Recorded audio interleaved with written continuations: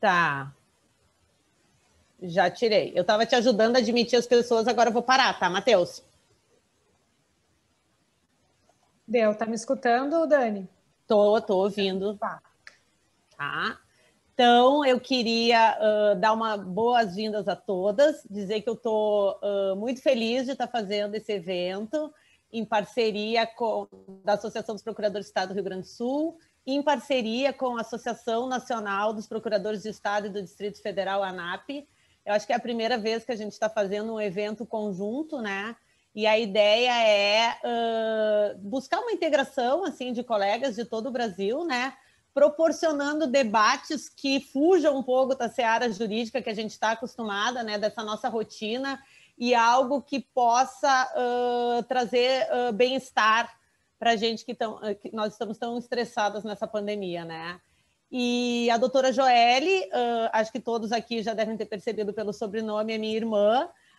Há muito tempo ela trabalha com a saúde feminina e eu, por ter essa proximidade, eu achei que seria bem legal, né, trazê-la para conversar com a gente, porque eu sei que é um tema de interesse de todo mundo, né? Então, mas eu não quero me alongar aqui. Eu vou ler brevemente, tá, o currículo da doutora Joelle, só para apresentar, né, a nossa palestrante. A doutora Joelle é médica formada pela Fundação Faculdade Federal de Ciências Médicas de Porto Alegre. Ela fez residência médica em ginecologia e obstetrícia na Santa Casa de Porto Alegre. É pós-graduada em Fisiologia do Envelhecimento Saudável, com foco em climatério e menopausa, pela FAPES de São Paulo. E é aluna do curso de aperfeiçoamento e educação médica continuada em Fisiologia e Bioquímica do Envelhecimento, do Dr. Carlos Jardim, de São Paulo. Também é pós-graduada em procedimentos regenerativos e estéticos íntimos pela Clínica Lapidare. Então, desde já, eu passo a palavra para a doutora Joelle e depois da explanação eu abro para as perguntas. E desde já, colegas, eu peço que as perguntas formuladas sejam num tópico mais genérico e não de questões pessoais. Porque, como você sabe, para um médico é muito difícil responder especificamente o problema individual de uma pessoa. Então, sempre aquelas questões genéricas e que possam ser aproveitadas por todas, tá? Vou passar a palavra para a doutora Joelle. Bom, boa noite a todos, todas que estão assistindo. Agradecer para a Dani pelo convite, pela oportunidade de poder falar. Eu costumo fazer bastante lives em rede social, Instagram, YouTube, num grupo que eu tenho, que é Menopausa com Saúde, no Facebook, que é voltado para as mulheres do climatério e menopausa, e o foco das minhas palestras normalmente é climatério e menopausa. Hoje eu organizei para começar falando de envelhecimento. Só quero corrigir uma coisinha no currículo. Eu sou pós-graduanda em cirurgia regenerativa, tanto que às 8 horas começa a minha aula de estatística, por isso que eu tenho que acabar pontualmente às 8 horas, só para não terminar o pós que ainda recém começou. Bom, primeiro eu vou colocar para vocês o que é o envelhecimento, certo? O que leva ao envelhecimento e a diferença, né, do envelhecimento nosso, feminino, para o envelhecimento masculino, e aí eu vou entrar na parte de climatério e menopausa. Mas primeiro a gente tem que entender o que é o envelhecimento. O envelhecimento é um processo que ele é inexorável, ele vai acontecer, e ele significa uma perda das funções, né, fisiológicas, funcionais, orgânicas e de autonomia, que não são decorrentes de doença. Falando de envelhecimento de senescência, que é diferente do envelhecimento de senilidade, que é o envelhecimento da doença. Por ser um fenômeno natural, ele não é considerado uma patologia, mas com ele começam a aparecer as patologias. Aí é que entra a medicina da longevidade e os estudos do envelhecimento saudável.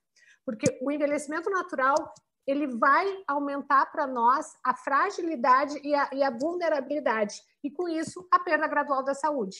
É muito importante também ter em mente o que é saúde. Saúde não é um estado de não ter doenças. Saúde é um estado de bem-estar físico, mental, social e funcional.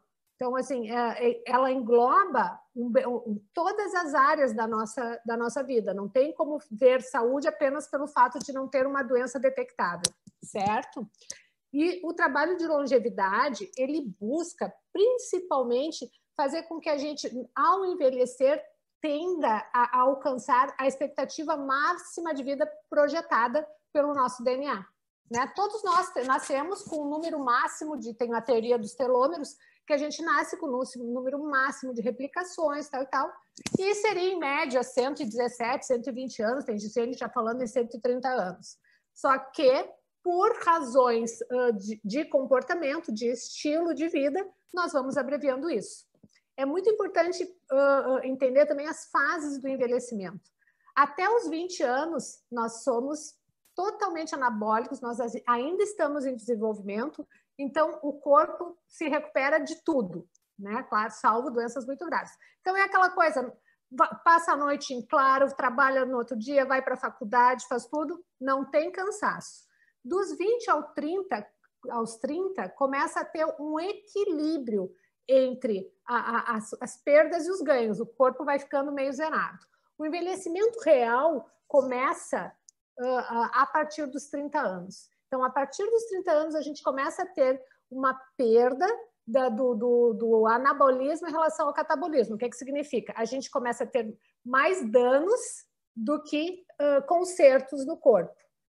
Depois, a partir dos 30 até os 45 anos. Para nós mulheres, é mais ou menos aos 40, porque é onde inicia a fase do climatério. Dessa fase, dos 40, 45 até os 65 anos, é uma fase de início de um declínio hormonal extremamente importante, em que a fase de catabolismo, as fases de perdas são muito importantes. E aí isso a gente vai, mais tarde, quando eu falar na parte de climatério e menopausa, eu vou conseguir exemplificar e vocês vão conseguir ter a ideia do que está acontecendo. Me desconcentrou, o meu marido entrou na porta e fez um oizinho. Bom, é muito importante entender, deixa eu só ajeitar a telinha aqui, é muito importante entender que a gente tem como agir no envelhecimento. Né? Hoje, os trabalhos de fisiologia de envelhecimento, eles sabem que o DNA determina 30% do nosso envelhecimento. 70% é o que nós fazemos com o nosso corpo. 70% de todos esses processos que vão levar a doenças, que vão abreviar ou aumentar a nossa qualidade e expectativa de vida, tem a ver com os nossos hábitos de vida. E os hábitos podem aumentar, se forem bons, anular um DNA que não tem bons genes. E mesmo tendo um DNA com bons genes, se eu não tiver bons hábitos, eu anulo esse efeito positivo e crio doença em cima de uma genética que me seria favorável. Né? Vou dar um exemplo pessoal. Eu fiz meu mapeamento genético metabólico, e no meu mapeamento genético metabólico eles testam 12 genes do diabetes e eu tenho 8. Então, eu sou geneticamente diabética. Ao ser geneticamente diabética, eu já, antes de desenvolver a doença, porque eu já fiz esse mapeamento já faz uns 5 anos, eu já venho trabalhando a minha alimentação, meus hábitos de vida, como uma pessoa pré-diabética. Não diabética, porque aí também seria exagero, mas como uma pessoa pré-diabética. Então, eu já tenho cuidados para não ativar o meu gene, os genes que estão em mim, antes do que a natureza tem, ou até silenciá-los. Hoje se sabe que existem reações químicas no corpo que são capazes de silenciar a ativação de genes, principalmente se a gente está tendo comportamentos contrários ao que ele vem nos dizer. Tá? E o que seriam esses 70% que são importantes? O que eles causam no corpo? Basicamente, são o aumento dos radicais livres e o aumento da inflamação endógena. Não sei se vocês já escutaram esse termo, a pessoa está inflamada, está inflamada. Está inflamada não significa que está cheia de bichinho e está toda infeccionada. O estar inflamada aqui significa que o corpo está liberando substâncias de defesa, proteínas, células de defesa, para brigar com situações e substâncias que entram em contato. Por exemplo, o que mais aumenta a geração de radical livre? Radical livre são espécies de oxigênio, dentro de fatores derivados do oxigênio, que literalmente enferrujam. É como a gente deixar um metal exposto ao ar, ele vai oxidar.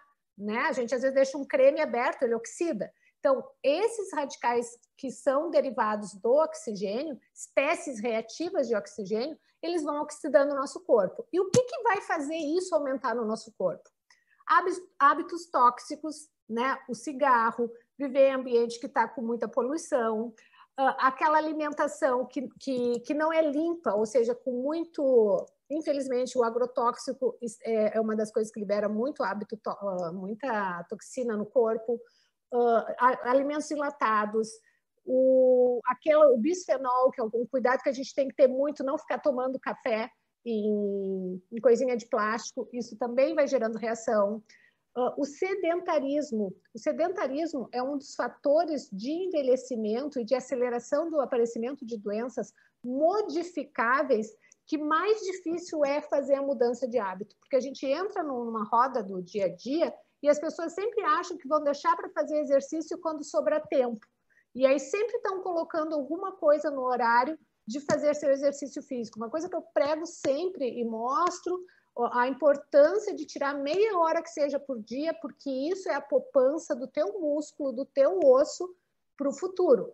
Porque assim, aí todo mundo junta dinheiro, vai ter uma boa aposentadoria, tem um plano de previdência, que tem casa na praia, que adora viajar para todos os cantos, mas vocês se deram conta que para isso precisa ter um corpo saudável para nos levar. A gente, para poder viajar, a gente tem que carregar a malinha e tem que carregar a gente mesmo. E com o envelhecimento, começam a ter perdas, aquelas perdas que eu falei da autonomia, que se a gente, quando se dá conta, perdeu tanto que para recuperar, às vezes não é possível. É possível amenizar alguns desconfortos que vêm, mas o recuperar é muito mais difícil do que o prevenir. Aí entra a diferença da medicina da longevidade, da medicina curativa. As duas se complementam, certo? Porque quando aparece uma doença, a gente precisa da medicina curativa e da medicina da longevidade, que é uma medicina que a gente chama como sendo uma medicina de 5 P's. Vamos ver se eu me lembro todos os 5 P's. Ele é preditivo, personalizado, porque cada pessoa é individual, então assim é muito importante conhecer aquela pessoa que está ali na frente e conhecer em todos os contextos que a saúde está nos dizendo, o social, o mental, né? Aqueles itens todos que eu coloquei antes.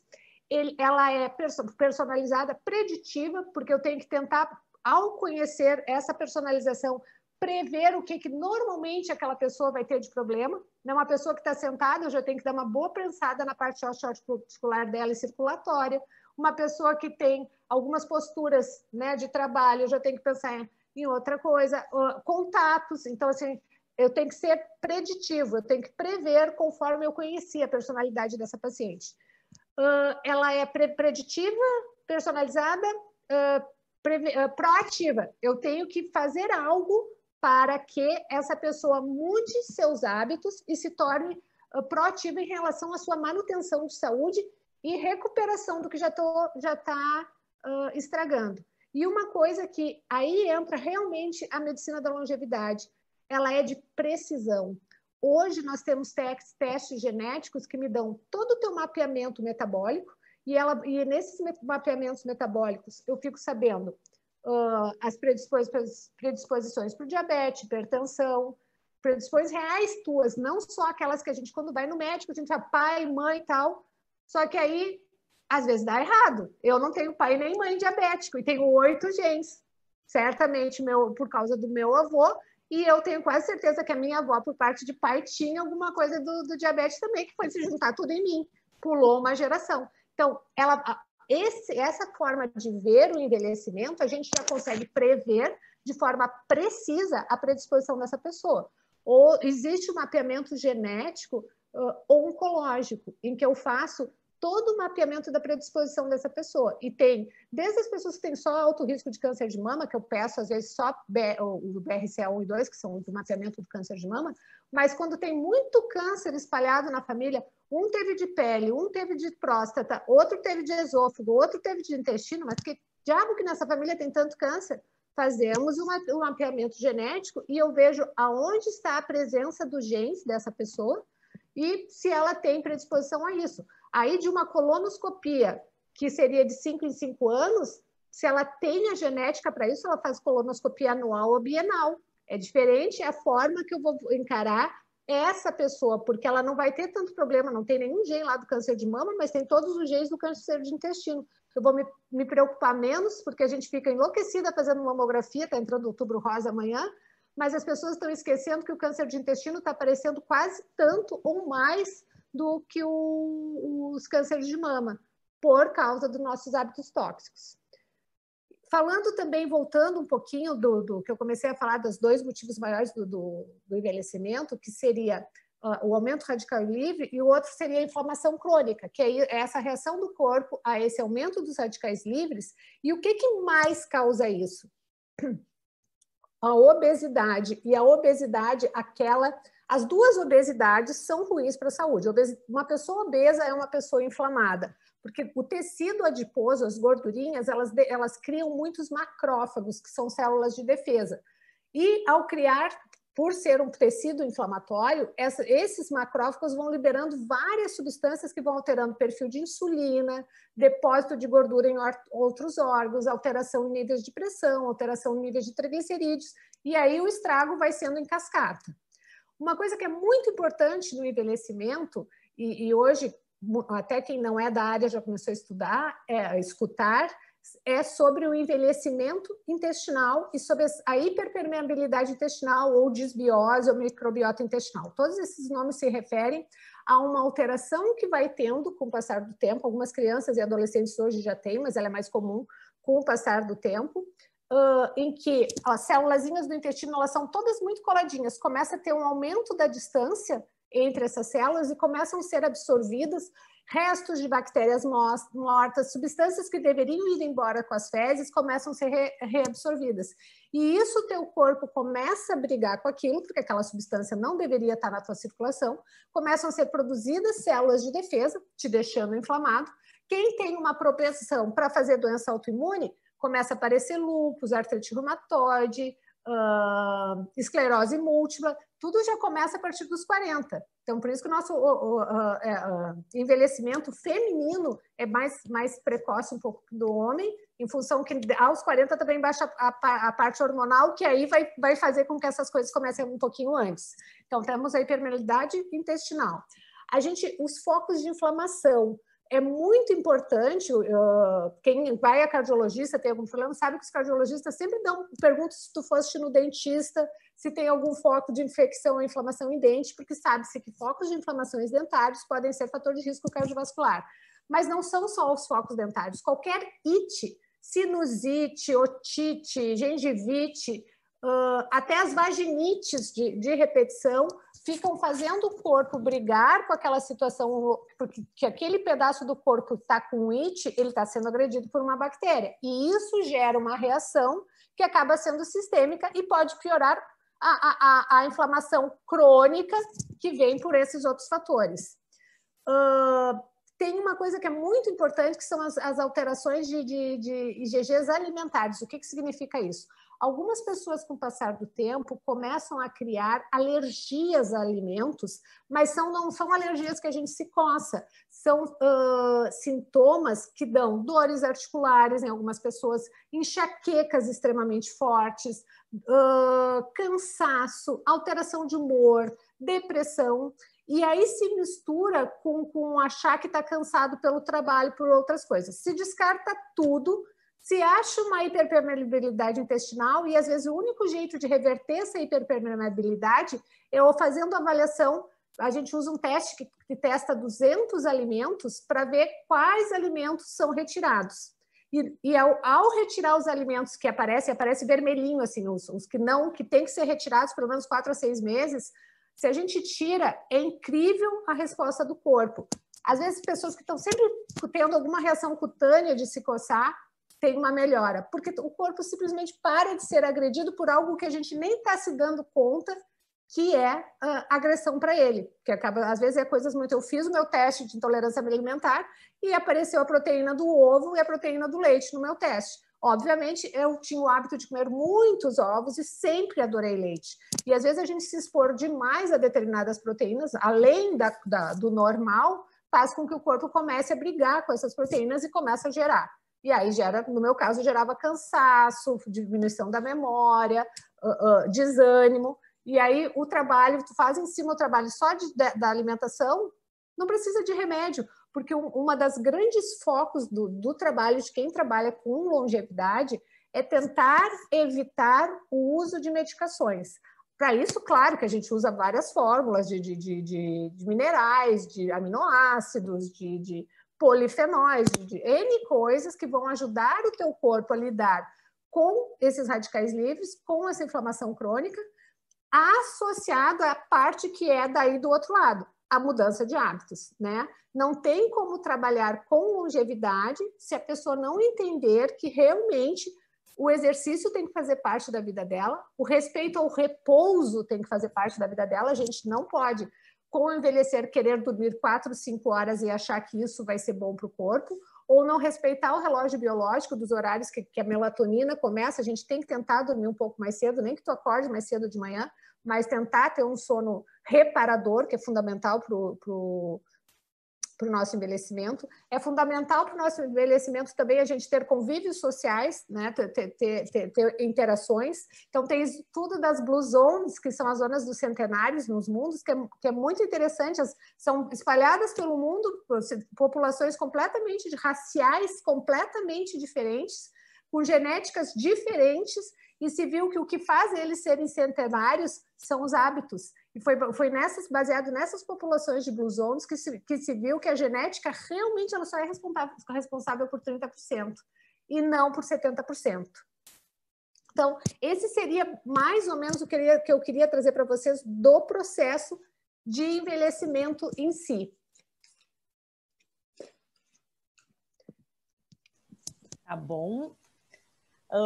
Eu vou abrir para perguntas, mas não, é claro Dani. que... Não? Ah, eu achei! Ah, tu mudou a página, então. Mudei a página do envelhecimento. Agora vai entrar na minha parte predileta, que daí eu, quando for para abrir, que é do envelhecimento geral. Até aqui, homem e mulher. Agora vamos chegar na fase, por isso que o convite foi mais voltado às mulheres, e achei ótimo que alguns homens queiram que as esposas, que as tias, que toda a população feminina da família visse, mas eu acho muito interessante que eles escutem também, porque às vezes não dá para entender uma mulher no climatério, certo? Porque as alterações que vêm com o climatério, e o climatério é um período que se inicia, eu vou definir climatério, é um período de alteração hormonal que se inicia mais ou menos de 7 a 5 anos antes da última menstruação. E a nossa última menstruação é chamada de menopausa. Menopausa é o nome só da última menstruação. A gente acaba usando esse nome para toda a fase, mas a toda fase o nome é climatério, que é dividido em pré-menopausa e climatério pós-menopausa, certo? Por começar 7 anos antes e a menopausa vir para a maior parte das mulheres entre 48 anos e 52 anos, a partir dos 40 anos, a qualquer momento, nós começamos o processo de climatério. Nesse processo de climatério, existe a menopausa precoce, síndrome de falência ovariana precoce, que as coisas acontecem antes dos 40 anos, mas aí é uma live à parte, porque é diferente o processo. Eu vou falar aqui do processo normal da maior parte das mulheres que não tem o que fazer. Não tem como fugir da menopausa, como não tem como envelhecer, né? As minhas filhas dizem, mãe, tu tá uma velha. Sim, se eu não tivesse velha, vocês eram órfãs, porque o único jeito de não envelhecer é a gente morrendo. Então, o processo de climatério começa de 5 a 7 anos antes dessa última menstruação, e o primeiro hormôniozinho que altera é um hormônio chamado de progesterona, e que ele não vai dar calorão, não vai dar nada disso. A progesterona vai diminuir a tua qualidade de sono, começa a ter um sono não tão reparador, porque ela diminui a produção um pouquinho da melatonina e do GABA, que são substâncias que no cérebro fazem aquele nosso sono de jovem, de deitar, apagar e só acordar no outro dia. Ela tem muito essa função. A progesterona está muito associada do meio para o fim do ciclo menstrual, com o não aparecimento de sintomas irritativos, um pouco depressivos, que vem com a TPM. A TPM na mulher na pré-menopausa, ela é mais intensa do que as TPMs da jovem, porque ela é por uma falência hormonal. certo? Então, vai diminuindo a progesterona, a gente vai ficando, por não dormir bem, mais cansada, mais irritada, menos paciência, ansiosa, às vezes com um esgotamento físico também. Isso se mistura a um período da vida que a gente tem que lembrar do ciclo da mulher, vital da mulher nessa fase. Com 40 e poucos anos, muitas já estão com os filhos, né? Tem quem teve filho mais tarde, mas a grande maioria hoje ainda é de uma geração que teve os filhos um pouco antes dos 30 anos, os filhos estão saindo de casa, às vezes vem aquela sensação de ninho vazio, às vezes está num casamento de muito tempo, que não está sendo renovado, e aí fica naquela mesmice, aí acha que o casamento está ruim, mas quando na verdade é a gente que não está tão legal e que aí nada agrada mesmo. Por isso que para os maridos, às vezes, é interessante entender que essa coisa da irritabilidade não tem a ver com eles, é uma coisa muito interna, que precisa se tratar, mas não é tomando antidepressivo que a gente vai melhorar, é corrigindo as alterações metabólicas e hormonais, e as coisas voltam ao normal sem precisar estar tomando remédio para dormir, tomando remédio para acordar, tomando antidepressivo, tomando ansiolítico, e às vezes até começar a tomar remédio para o coração, porque essa baixa da progesterona, quando começa a ficar associada com a baixa do segundo hormônio que baixa, que é o estradiol, às vezes a gente acorda de madrugada com a sensação de palpitação, uma sensação de ansiedade, que algumas pessoas vão até para o pronto-socorro por achar que estão tendo um ataque cardíaco. Claro que tem que ir para ver se não é mesmo, mas começa a acontecer muito repetitivo e de manhã acorda curada. Então, tem a ver com essas perdas. Lembrando que a progesterona tem essa importância no humor, e o estradiol, que é o outro hormônio, que esse é o nosso carro-chefe, quando ele começa a diminuir, que é bem pertinho, mais perto, principalmente uns 2 anos antes da última menstruação, começam as irregularidades menstruais, começam a diminuição da libido, tem muito a ver com o estradiol. As pessoas acham que é só testosterona que tem a ver com a nossa libido, e não é. Já tem trabalhos mostrando que se só colocar testosterona numa mulher pós-menopausa e não corrigir a falência, a falta do estradiol dela, não adianta nada para a libido dela colocar aquela testosterona, e as pessoas ficam se entupindo de testosterona. Então, assim, o estradiol é muito, muito importante para a libido, ele é importante também para a nossa memória, para o nosso humor, porque ele está relacionado à serotonina, à dopamina, que pelos nomes a maior parte sabe que tem a ver alguma coisa com a nossa sensação de bem-estar, certo? Fora que ele é o maior anti-inflamatório que existe no nosso corpo, então ele é um cardioprotetor. Por que os homens infartam mais, tem mais morte cardiovascular que as mulheres até os 50 anos? Porque os homens têm muito menos estradiol que as mulheres. O estradiol é um protetor cardiovascular, tanto que as mortes cardiovasculares das mulheres começam a partir do período de climatério e menopausa.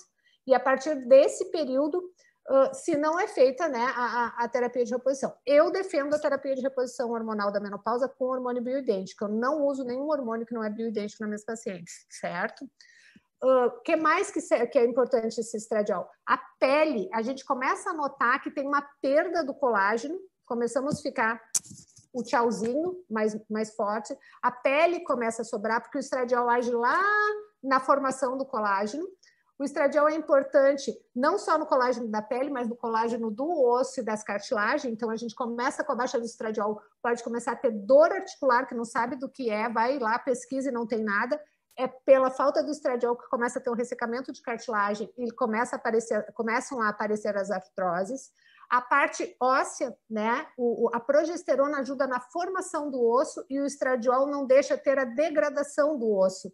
Então, assim, os dois são muito importantes na saúde óssea, associado, claro, a vitaminas e outras coisas, mas a parte hormonal do osso. E por isso que a partir da menopausa começa a ter o processo de osteopenia e osteoporose, que pode ser acelerado conforme foi todo o estilo de vida dessa mulher até ali, certo? O estradiol tem a ver com a nossa massa muscular, como com a diminuição dele, a gente começa a ter uma diminuição da quantidade de músculo no corpo, porque ele estimula essa formação, ele é anabólico também, e aí vai tendo um depósito de gordura e toda uma mudança da conformação do corpo. Pode ver que as mulheres que antigamente não faziam nada de reposição, com 55, 60 anos já tinham perdido a cintura, já estavam mais quadradinhas, com uma atrofia da gordura de bumbum e de coxa, com a migração dessa gordura para a barriga, e um ganho de peso e a quantidade muscular bem diminuída, né? Então, assim, o que se vê no nosso envelhecimento é que nós temos... Por que ele é diferente do envelhecimento masculino? Porque nós temos uma falência hormonal que acabam, a circulação de 2 hormônios desaparecem do nosso corpo. A menopausa quer dizer que a partir daquele momento tu não tens mais no teu corpo estradiol e progesterona. Diferente do homem, que ele até tem uma baixa da testosterona com o passar do tempo, mas nunca um desaparecimento total. Para um homem ficar sem testosterona, teria que tirar os 2 testículos dele. Para nós, a gente continua com os ovários ali, mas simplesmente totalmente atróficos e não funcionantes. E, então, ele é um evento natural, a menopausa é natural, mas que gera patologias. Então, ela é hoje considerada a vida pós-menopausa como uma endocrinopatia. Ela é uma vida com falência hormonal. Então, assim, se nós, quando temos falência hormonal da tireoide, que é muito comum, a gente tem que tratar, porque senão sofre com várias coisas, se usa o hormônio da tireoide. Quando a gente tem a falência do pâncreas, a gente para de produzir insulina, gera o diabetes, a gente tem que colocar a insulina, que é um hormônio, para tratar, para viver bem. Hoje está se vendo que a falência hormonal da menopausa não é mais aquilo, é assim mesmo, vai para casa que todo mundo vai passar por isso. Sim, todo mundo vai passar por isso, mas antes a expectativa de vida era 5 anos depois da menopausa, 60 anos.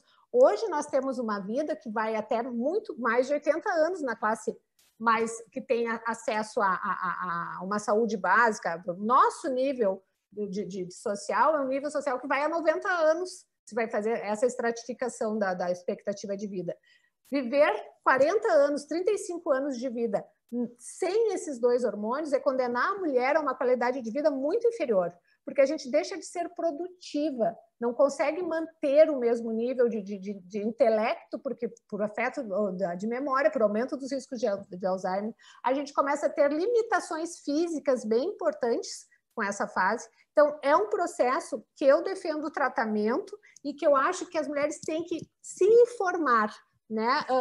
Acima de tudo, entender o que está acontecendo com elas e se informar a respeito e não aceitar só assim, olha, não é assim mesmo e fica. Não é. Gera doenças e tem o que fazer para isso, certo? Tem esse grupo que eu fiz com a Flávia Rezende, que é uma estudante de nutrição lá de Brasília, eu não conheço pessoalmente a Flávia. Nós fizemos um grupo porque no Facebook no Instagram é mais diferenciado. No Facebook é uma população que entrou no grupo de mulheres que não têm acesso quase nada à saúde, né? E muito menos consultar com médicos preparados para isso. Então, foi uma forma de levar a essa parcela, elas entenderem um pouquinho o que está passando com elas, porque assim, ainda é lá onde o marido não entende nada, porque aí já não consegue ter relação, e ela não tem relação porque não tem vontade, porque vai tendo aquele ressecamento vaginal e começa a ter dor. Então, assim, algumas ficam muito ruins, muito deprimidas, a autoestima vai lá embaixo. Então, é um processo que é muito interessante se informar melhor a respeito. Não, eu acho que agora sim, Dani, agora eu vou abrir para perguntas, porque senão eu fico falando até amanhã e às 8 tem que parar, né? Uhum. Não, e agora eu vou usar a minha prerrogativa de host, porque eu tenho uma pergunta, porque eu assisto muitas lives dela, só que tem uma parte que eu acabo que eu nunca pego completo, que eu acho que encaixa perfeitamente aí. Primeira pergunta, vou encaixar 2 para tu já responder, né? Todas as mulheres precisam de hormônio? Vão precisar de hormônio? E a outra pergunta é, eu vejo que tu fala muito de hormônio bioidêntico e hormônio sintético. Tu pode explicar um pouquinho a diferença desses hormônios, que eu acho que isso é bem importante também, porque existe sim um tabu nisso. Eu quero ter uma vida saudável, então eu não posso tomar hormônio. Tem essa relação? Tem. O hormônio bioidêntico é um hormônio sintético. Isso é muito importante entender. Mas tem muito hormônio sintético que não é bioidêntico, que é o problema. Então, não é a palavra sintético que é o problema. O problema é saber a estrutura química dele. No momento que a gente passa o gelzinho com o hormônio bioidêntico, ao entrar na circulação, o nosso corpo não diferencia o que foi produzido no meu corpo e o que eu estou colocando de fora. Isso é um hormônio bioidêntico, ou seja, eu sei exatamente todos os efeitos que ele tem no corpo e como ele age lá. Então, eu tenho um controle no sentido de saber em quais receptores ele está agindo. E eu vou agir com dose. Quem trabalha com a longevidade trabalha com as menores doses possíveis para que a gente tenha uma manutenção do bem-estar dessa mulher. Ninguém tem quem trabalhe com doses altas hormonais para deixar porrada, para emagrecer, para não sei o quê, mas não é a medicina da longevidade. A medicina da longevidade é pensar no que eu vou usar hoje aqui, é para te aumentar a expectativa de vida e não encurtar. E se viu que essa forma de trabalhar com esse tipo de hormônio, ela aumenta a expectativa de vida e tem já trabalhos que vai sair daqui a 1 ou 2 anos maiores, porque hoje são mais, só tem os fragmentos dos trabalhos que, inclusive, não aumentam o risco de câncer de mama. Em 2000, mais ou menos 1998 a 2000, teve 2 trabalhos concomitantes, um nos Estados Unidos e um na Europa, que fizeram estudos quando começaram as terapias de reposição hormonal, mas lá se usava um hormônio natural. E o que era esse hormônio natural? Ele era natural porque ele saía do corpo de um animal. E isso é considerado natural. Só que ele saía do corpo da égua. Era o hormônio da urina da égua prenha, que se usava, que hoje, mapeado aqueles hormônios, dos 30 e poucos hormônios que tem lá dentro, só 2 contém no nosso corpo. O resto tudo é hormônio de égua, não é o hormônio humano. Então, deu um estrago enorme no corpo, começou a aparecer câncer em tudo que era lugar. E, claro, que amenizava os sintomas, sem dúvida, e era usado como um progestágeno. Quando eu falo em progesterona, a progesterona bioidêntica, ela tem exatamente a estrutura que a progesterona do meu ovário é produzida. Os progestágenos são substâncias parecidas com a progesterona, que pode ter uma ação um pouco mais de testosterona, menos androgênica, né? Então, eles têm famílias de progestágenos que a gente se colocava, e ainda tem muita corrente que usa, mas que sabe-se que quando a gente faz a associação do bioidêntico com o progestágeno, porque o bioidêntico estradiol, isso já está fora já se sabe que é o ideal, né? A briga maior é com o uso do progestágeno e abrir mão do progestágeno para a progesterona bioidêntica, porque é muito mais barato o natural e ele tem uma ação mais testosterona, então ajudaria outras coisas. Só que ele está associado ao aumento do risco de câncer de mama. Então, a longo prazo, ele não vai trazer o que eu quero, que é aumentar a tua expectativa de vida. Ele vai aumentar a tua qualidade de vida, não tem dúvida, mas não vai aumentar e pode abreviar. Essas são as 2 diferenças dos hormônios. Então, não é o fato de ser sintética, é o fato da estrutura química dele. E se todas precisam. A menopausa é uma endocrinopatia, certo? Então, se essa mulher não tem contraindicação, e quais são as contraindicações principais? Ter tido câncer de mama, ter tido carcinoma endometrioide de ovário, não tem, ter tido carcinoma de endométrio. Todos os outros cânceres não atrapalham, câncer de tireoide, câncer de intestino, câncer de pele, não atrapalha a reposição, certo? Muito pelo contrário, está provado que mulheres que fazem terapia reposição hormonal diminuem a incidência do câncer de intestino, ele é um fator protetor. E porfiria, quem já teve infarto agudo do miocárdio ou já teve AVC, são exemplos de mulheres que não se beneficiariam por terem patologias que seria melhor fazer a retirada. Tanto que se uma mulher tem câncer de mama cedo, a gente tem que bloquear a ação do ovário dela, porque o câncer come hormôniozinho. Então, eu vou dar comidinha para o hormôniozinho. Então, eu não vou dar o de fora, porque eu estou tentando não dar nem o meu, né, o que ainda o corpo produz. Então, a resposta é sim, hoje se sabe que a maior parte das mulheres se beneficiam. Porém, existe uma coisa chamada janela de oportunidade. A janela de oportunidade são 10 anos. A partir de 10 anos da última menstruação, o corpo sofre um processo adaptativo a essa. A adaptação não é saúde, tá? A adaptação é a forma que o corpo conseguiu sobreviver sem aqueles 2. Então, ele desaparece com todos os receptores, ele já depositou gorduras em outros lugares, ele já fez várias coisas, porque ele já vive há 10 anos sem esses 2 hormônios. Ao colocar esses 2 hormônios de volta, tu dá um choque nesse organismo que se adaptou a não viver com ele, e isso se viu que não é saudável. Depois que ele já fez a adaptação, que são os 10 anos da janela de oportunidade, a gente não põe de novo. Ok. Então eu vou... Acho que a Roberta me pediu a palavra e disse que ela... Foi tu, né, Roberta? Era a Biane? Ou a outra? Não sei qual Roberta.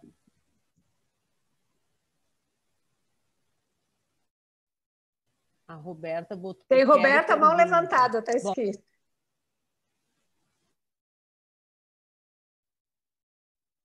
Tá falhando, Dani, teu Alguém libera o microfone da Roberta? Deve ser, então, a Roberta Rabelo.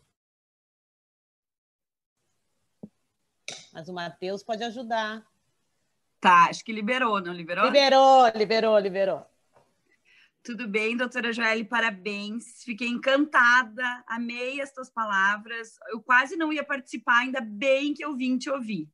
Ai, que bom. Para prestigiar a Dani, minha amiga querida. Aproveitar que novinha, que quanto mais novo a gente começa a ter o preparo para a longevidade, melhor vai ser. E eu tenho muita preocupação. A minha preocupação pessoal, que é uma das minhas dúvidas, eu tenho duas preocupações pessoais, na verdade. Mas primeiro, antes de abordar as duas delas, eu queria te perguntar, esse mapeamento genético tu faz? Não, eu solicito. Ele é feito por laboratórios que trabalham com genética. Existe... E é exame de sangue, assim? Ou tem, dependendo do gene, se tu quer só o do BRCA, dá para fazer exame de sangue. Mas se quer os mapeamentos completos, se faz por swab. Que nem o Covid. Faz o cotonetinho. E aí são muito caros esses exames?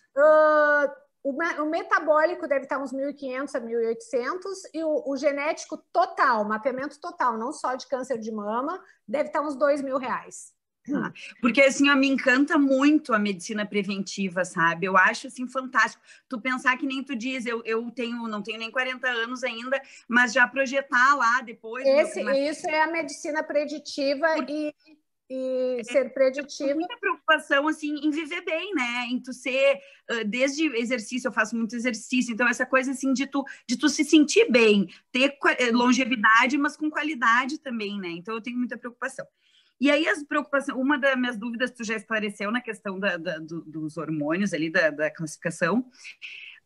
Então as dúvidas seriam as seguintes: a questão do sono, porque eu não durmo nada, eu durmo muito pouco, eu tenho muita preocupação, eu queria, de repente, te ouvindo, eu me chacoalho. E a segunda questão, daí eu queria que tu abordasse, não sei se já se convencionou alguma coisa de número de horas por dia, ou se isso, né?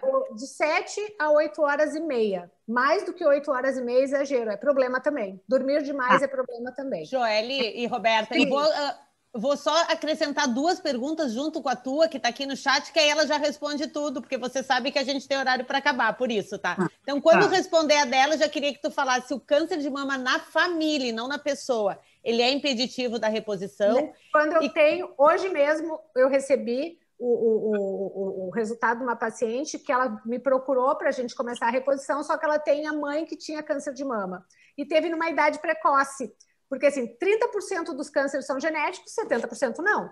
Se o câncer é muito tardio, não é genético. A gente fica tranquilo. 80 anos, a avó teve, morreu de velha, né? Então, a gente não conta. Agora, a mãe tinha tido um câncer perto dos 50 anos. Eu disse, não, nós não vamos entrar com reposição antes de eu saber se tu tem esse gene ou não. E hoje ela me mandou o resultado, deu negativo o BRCA dela. Entramos com a reposição tranquilo, porque ela não tem outros fatores de risco também para isso. A Unimed, eu vi a pergunta, normalmente a Unimed só cobre pesquisa de BRCA1 e BRCA2 se teve mãe, se tem que ter mais do que 2 parentes em primeiro grau para o plano de saúde cobrir. Entendi. Tá, e só vou encaixar outra e peço desculpa para a Roberta, que é a questão dos exercícios, tá? Porque fica sempre aquela dúvida, musculação ou pilates? É o médico que orienta isso ou é o educador físico? Como é que é essa relação do médico e do educador? Existe. Não, o educador vai aplicar os exercícios e vai individualizar conforme o biotipo da paciente, o que é a estrutura física dela, o que vai se iniciar. Mas se sabe que precisamos de exercícios de força, que é musculação. Para o envelhecimento, pelo menos 2 vezes por semana, a gente precisa de musculação. Isso está ali. Pode fazer um pilates também, pode fazer uma natação também, pode fazer qualquer outra coisa que goste, mas eu preciso de exercício de resistência, que é exercício que tem peso. Esse é necessário. E o mínimo por semana são 150 minutos por semana de exercícios moderados. O que é um exercício moderado? É um exercício que tu consegue falar, mas tu não consegue cantar. Enquanto tu tá fazendo, tu faz. Mas se tu for começar a cantar, tu vai ficar ofegante. Então, esse é o jeito da gente ver. Então, seriam 150 minutos e dentro desses 150 minutos, no mínimo 90 minutos de musculação. Roberta, tu vai continuar ou posso passar para a Sandra? Não, eu só quero Tem mais uma? só sobre a questão do sono ainda, porque eu, particularmente, eu me sinto bem, dormindo às vezes 5 horas por noite. Mas isso é um engano meu, assim, tá errado. Ainda que eu me sinta bem. Tá errado. Porque 5 horas tu não consegue fazer, porque é durante o sono que existe a recuperação do organismo. Tá. E a gente precisa iniciar esse sono mais cedo, porque a síntese de melatonina tem horário. Não adianta. Isso que eu tô agora, eu tô com a luz bem voltada para mim para estar iluminada, é péssimo para minha síntese de melatonina. Porque nesse horário eu já tenho que ter no quarto uma luz amarela, né? Eu tenho que evitar a tela de computador, tanto que nos dias que eu tenho aula à noite, hoje é um dia que a aula começa agora às 8 e eu já estava com essa luz, eu vou botar uma melatonina embaixo da língua, porque senão eu não vou ter uma boa qualidade de sono, porque eu não sintetizo mais, tenho quase 50 anos, né? Então, a gente tem que respeitar essa qualidade do sono, porque é durante o sono que eu vou recuperar e vou fazer com que o meu corpo regenere o que estragou. Tá. Não, e por fim, bem rapidinho, então, a minha mãe teve câncer de mama, tá? Por isso era a minha pergunta. Tem muita gente querendo pergunta, Roberta. Eu vou acabar às 20 horas. Ela vai acabar às 8, deixa eu passar a palavra para a Sandra, que está na fila aqui. Se ela faz consulta online, porque eu quero. Depois aí a gente vê isso, tá? Sandra, vou te passar a palavra.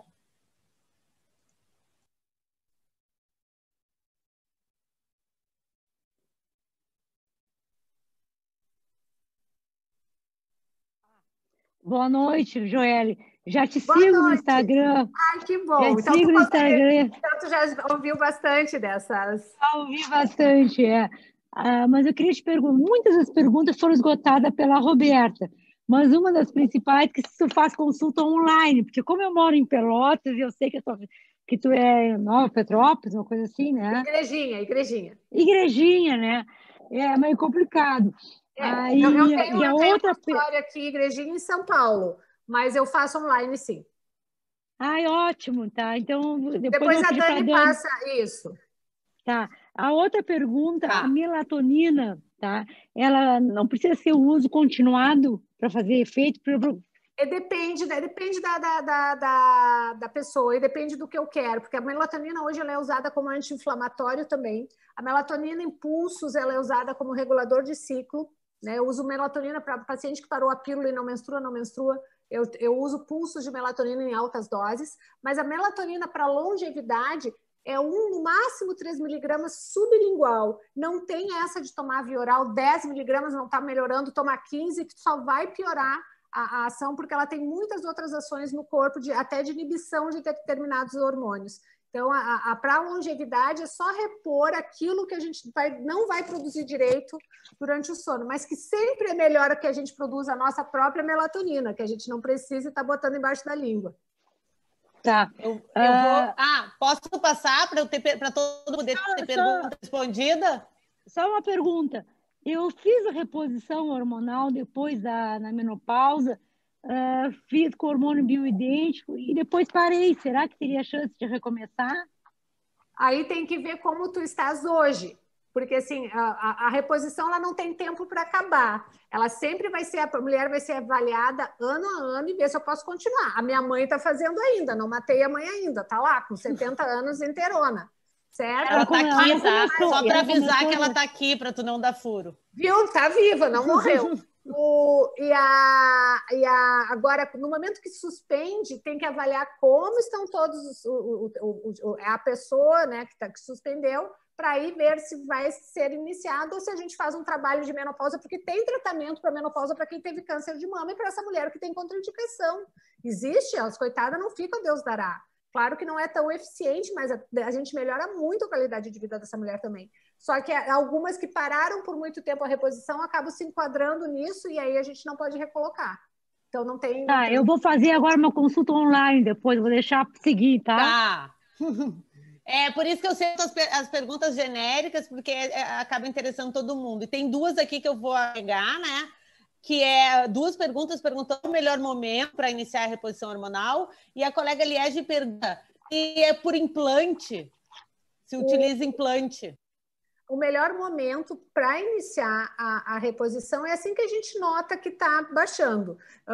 Quando começa a eu tenho paciente que está usando só um pouquinho de progesterona na segunda fase do ciclo. São meninas de 40 e poucos anos que começou a ter encurtou o ciclo, estão mais irritadas, a gente vê só tá a progesterona mais baixinha, eu coloco um pouquinho de progesterona na segunda fase e vamos até quando dá. Às vezes fica 1 ano, 2 anos, 3 anos, às vezes com 1 ano e meio o estradiol começa a baixar, a gente já está passando para outra fase.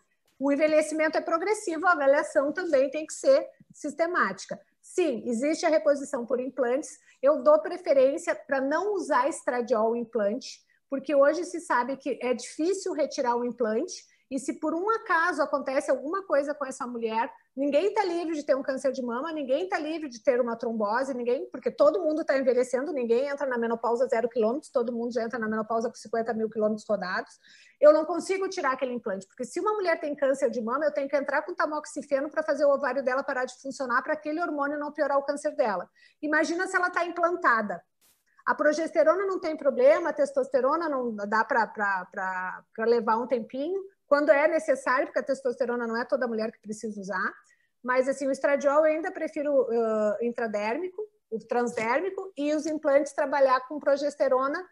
A testosterona, existe a gestrinona. Eu defendo o uso da gestrinona para mulher que já teve endometriose, que a gente coloca a gestrinona, que é um progestágeno, tá? Nesse caso, eu opto pelo progestágeno, porque se essa mulher começar a fazer a reposição normal, vai reativar o foco de endometriose dela, e eu não posso trabalhar com ela com bioidêntico normal, porque a menopausa foi um alívio para alguma coisa na vida dela, foi um alívio, que foi a endometriose. Então, eu tenho que manter o foco inativo. Então, implante sim é uma opção, mas a gente tem que saber optar quais implantes. Tá, e não tenho aqui, eu queria, então eu vou agregar também uma pergunta, até tem uma, mas acho que já foi repetida. Eu todo dia de manhã devo tomar umas 8, 10 cápsulas, né, que a minha irmã me receita, e não são hormônios ainda, são vitaminas e sei lá mais o quê. Jovem. Eu sou muito jovem. Então, a minha pergunta é, o que é isso, esse composto, e para que tu receita isso? Por que existe já... Eu ainda fiz meus exames agora e ainda não estou na... E por que tu está tomando aquele monte de coisa? E por que eu estou tomando tanta coisa?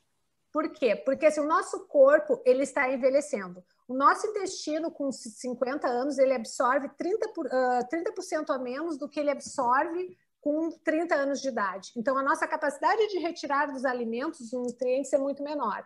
Eu tenho que começar a trabalhar, entender também que o nosso solo é pobre em determinados minerais. E tem minerais que eu preciso para o bom funcionamento da tireoide. Então, por isso que tu tem zinco, tu tem magnésio, tu tem polifenol, que é o piquenogenol, o resveratrol, que são substâncias que no corpo têm um efeito antioxidante muito importante. Tu tem um ácido lipóico, porque tu é minha irmã e eu sei que eu tenho um monte de gente, tu não fez o exame, tu deve ter pelo menos metade do que eu tenho, tu tem, né?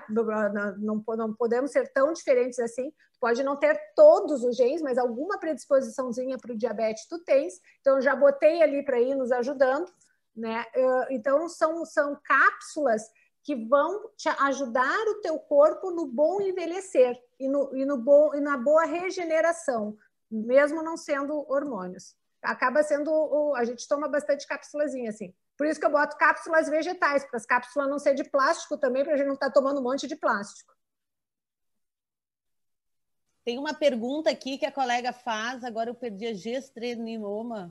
Gestrinona. É para quem tem mioma.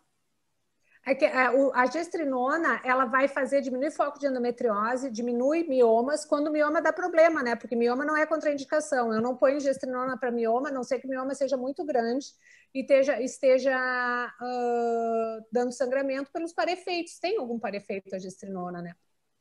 Tá. Então, para finalizar, rapidinho, tu consegue nos falar por que o envelhecimento impacta na saúde, então? Não nessa saúde que a gente sabe, né? Mas eu tenho uma pergunta que poderia falar sobre o processo de envelhecimento e como ele impacta na perda da saúde? Foi o começo da... foi o começo. Foi todo o começo da live. Tá. O envelhecimento é uma perda das funções, né? Que nos tornam... da nossa autonomia, são orgânicas e funcionais. Entendi. Que vai levando a uma perda progressiva da saúde sendo que saúde é o bem-estar social, mental, físico e funcional. Ou seja, envelhecer é ir perdendo aptidões pouco a pouco. Um pouquinho do olho, um pouquinho da escuta, um pouquinho da força, um pouquinho do intestino funcionando, um pouquinho da capacidade de memorizar as coisas. Vai tudo ficando mais fraquinho, até que ele morre. E a perda do xixi tem a ver com a menopausa? Muito. É colágeno. Primeiro é colágeno. Segundo, tem a ver com ter tido ou não gestações. O fato de ter gestações piora, porque mesmo que tenha nascido de cesárea, tu fizeste uma pressão por muito tempo em cima daquele tecido que ficou. Né? A pelve, nós temos 3 orifícios onde os homens não têm. Então, o nosso assoalho pélvico foi feito para ter prolapso, né? Para ter essa predisposição à frouxidão em função de nós sermos bípedes. Por isso que entra, é muito bom o trabalho de fisioterapia pélvica e os trabalhos com laser, né? E radiofrequência. Uhum. Então, colegas, se ninguém mais tem perguntas, eu queria, assim, de coração, agradecer a doutora Joelle, que se dispôs, se vocês acompanham ela no Instagram, quem não acompanha, eu sugiro que passe a acompanhar, porque ela realmente está fazendo muita live, tá? Ela para assim, em determinados momentos do dia que ela faz umas lives só respondendo dúvidas. Eu faço 2 vezes por semana live respondendo dúvidas. Assim, respondendo dúvidas, então eu fico só respondendo esse tipo de... Não respondo dúvidas pessoais, tá? Eu nunca vou prescrever nada. Mas dessa coisa do entendimento do funcionamento do envelhecimento, da menopausa e das coisas de estética íntima. Olha o despertador que eu botei para nós. Sim, porque a ideia é justamente dar a possibilidade dar o conhecimento, o conhecimento para que a pessoa buscar saiba a informação. Escolher, exatamente, buscar escolher. E eu tenho um grupo Menopausa com Saúde no Facebook, que também tem a interação entre mulheres lá, né? Porque é um grupo só feminino. Eu acabo fazendo mais lives no Instagram do que no Face, mas no Face, às vezes, eu boto os 2 telefones e faço junto. A vantagem do grupo lá é que tem essa interação entre mulheres, né? Tá, então eu agradeço a tua presença. Quero perguntar se a mamãe tirou a foto aí, porque ela deve estar super orgulhosa, né, das filhas ali assistindo. Agradecer a presença de todas e desejar uma boa noite a todos, que a gente consiga dormir bem hoje, né? As que já têm mais de 40, porque eu estou nessa fase, tá difícil também. Eu que até mais, pessoal. Boa noite para todos. Obrigada, muito obrigada. De nada.